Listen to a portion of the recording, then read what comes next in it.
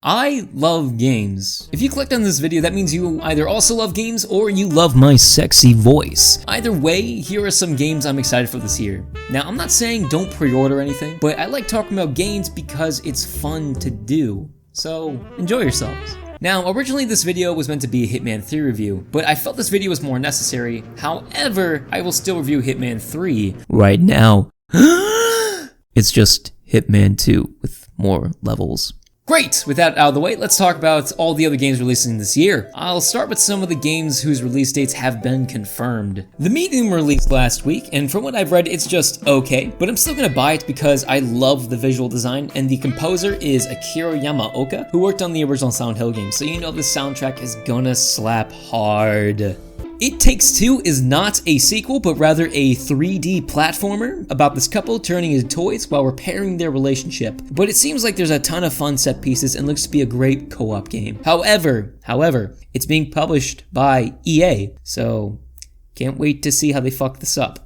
Outriders is Square Enix's shot at Destiny plus Mass Effect. I love how the combat is looking, however, I've heard that the game itself is a bit light on the content, so I'll be keeping my eyes on it. Resident Evil 7 revitalized the franchise, while the Resident Evil 2 and 3 remakes were very much appreciated by the fans. I like how in Resident Evil Village, they're again taking that step away from your average zombie into just weird territory, like this giant vampire lady everyone is simping over. I'm very interested in how this game will turn. Hopefully they'll be able to continue the balance between action and horror, which the series is so well known for. Deathloop is made by the guys who make Dishonored, and this is just really interesting. You play as this assassin who is trying to stop this 24-hour loop by killing 8 targets, but he has to manipulate the environment so that all his targets are in one area. But then you also need to contend with this other assassin that's trying to kill you. I think the character writing will be the most important thing to me, but if they're able to realize the concept, this is easily Game of the Year material. Far Cry 6 is Far Cry 13. Tried playing Far Cry 4, but I got bored very quickly. However, I don't mind giving this series another shot. Ubisoft is a good company at making average games, so I'll play it if I feel like I got nothing else to do. Now, Back 4 Blood is made by Turtle Rock.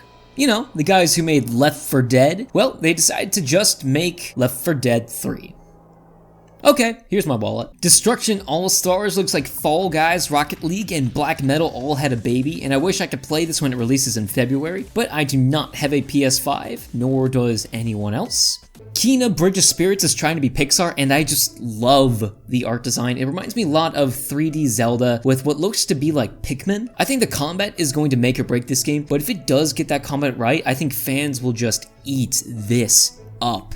Oddworld Soulstorm just looks amazing. I haven't played any of the Oddworld games, but I've heard nothing but fantastic things about them, and I hope I don't need to play the other games in order to enjoy this one. Happy Games just looks like it wants to fuck with my head. Persona 5 got me interested in Atlas games. I'm curious to see how the new Shin Megami Tensei game will be. No More Heroes 3 looks to be the big IP Nintendo is trying to promote this year. I freaking love the enemy designs, and the dialogue is just gold. Was today the 4th of July? If not, is the Empire striking back or what? Vampire the Masquerade Bloodlines 2 is a sequel to Vampire the Masquerade Bloodlines 1, say that 5 times fast, which was this super niche RPG made in 2004 that was very much overshadowed by Half-Life 2. This game was a cult classic, meaning the combat and mechanics were clunkier than a Jason Bourne fight scene, but the story and role-playing were in, and some aspects still are, unlike any other game. So I'm excited to see where this goes. I think this could easily be the next big RPG of the year. Ghostwire Tokyo reminds me of Gantz combined with magic and kung fu. Also, it's spooky. First-person melee combat games have always been a mess, but Shinji Mikami has always made very interesting combat-oriented games, from Resident Evil to Evil Within to God Hand to my personal favorite Vanquish, which is a third-person cover-based shooter, only there is no cover and you use rocket boots to move around gunning down giant robots. Just go play Vanquish.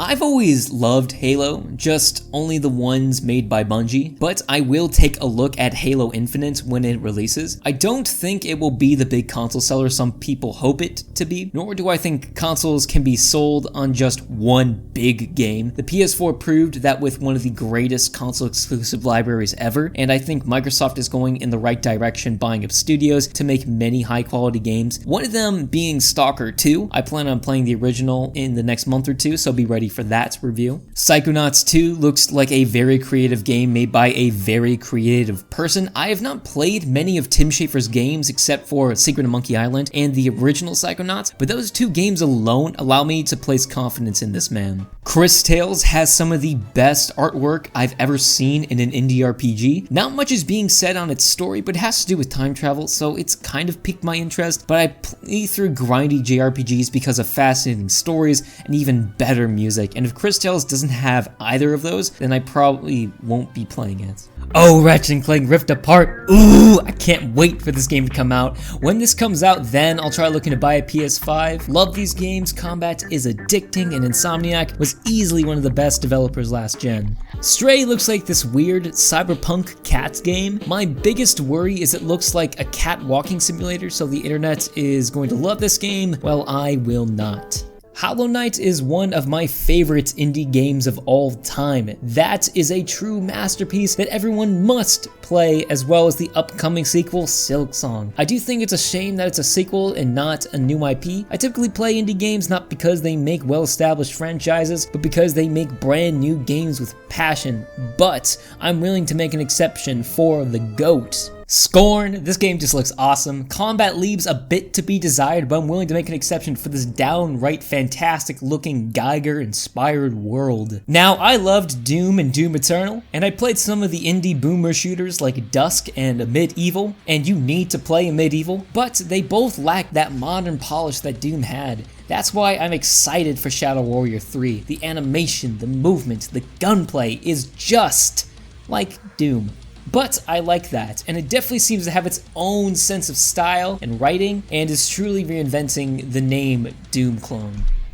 Weird West is this game made from ex-Arcane Studio devs, and this is just a really cool looking western fantasy world kind of thing, but that shouldn't be confused with Evil West. Recompile is being talked about as a 3D Metroidvania. The combat and art design look interesting to play, and is definitely one of my top indie games this year. 12 Minutes is a game that Christopher Nolan would make. You're this random guy whose life is on loop every 12 minutes trying to figure out the mystery between him, his wife, and the assassin who keeps killing them. There appears to be a ton of replayability as you gain more and more information as to what is going on. My main fear is that this will be an incredibly short game, but so was Inside, and people just ate that up. Now, I've seen a lot of these 2D Dark Souls-like games, from Salt and Sanctuary to Blasphemous to Hollow Knight, and I still think Hollow Knight is at the top, but Grime is just this really weird but interesting game that has some amazing 3D art, and the concept of being able to absorb projectiles and hit them back could be the mechanic this game needs to balance difficulty. Finally, the last indie game I want to talk about is from the creators of the critically acclaimed game Hyper Light Drifter, Solar Ash. Now, we don't have any gameplay, so it's hard to not be skeptical, but I do think we should be more trusting of indie devs, plus the visual and audio design just look fantastic. Now, there were a lot of other games on my radar, but those are the ones I'm especially excited for. What are you guys excited for? Please let me know in the comments down below.